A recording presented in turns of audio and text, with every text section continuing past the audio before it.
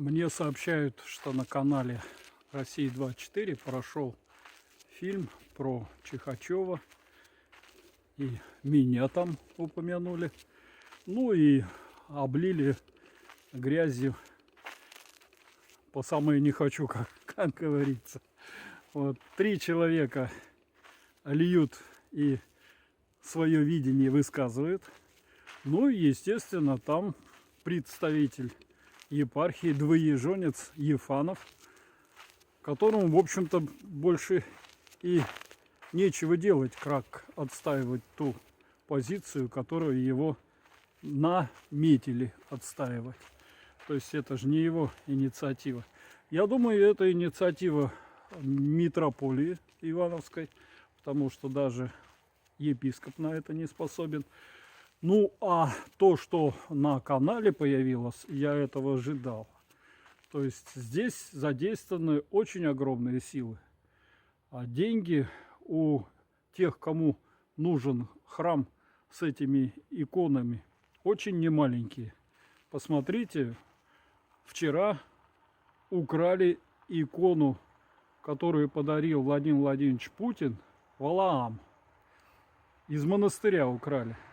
Представляете, какие средства и какие операции люди проворачивают, чтобы такое произошло. А здесь, в этом храме, хоть они и ходят, машут, говорят, что ничего тут нет, ничего мы не знаем, но мы полагаем, люди говорят, что они уже увезли чего-то, хотя одна и отнекивается, но и сейчас там на несколько, не просто миллионов, на несколько десятков миллионов найдется того, что они смогут в дальнейшем реализовать и продать, и они этим активно и, на мой взгляд, пытаются заниматься. Я полагаю, что это организация всей этой вот компании только для того, чтобы имущество этого храма завладеть и в дальнейшем его реализовать.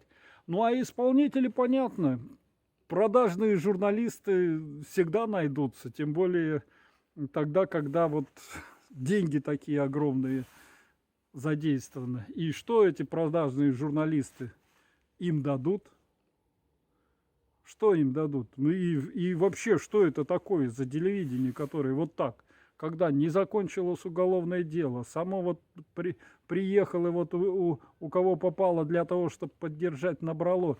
Недаром президент его спрашивает, как вы относитесь к телевидению, а он говорит, я недавно посмотрел, но это жуть.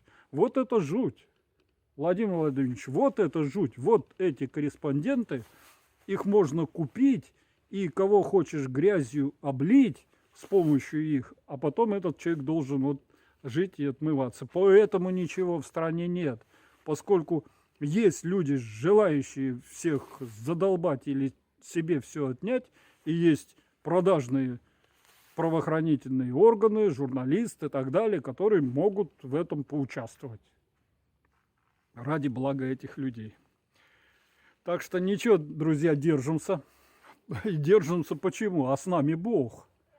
С ними телевидение, с ними газеты, с ними сайты там какие-то, с ними священники, которые не могут отказать. Им надо сказать, если им велели это сказать.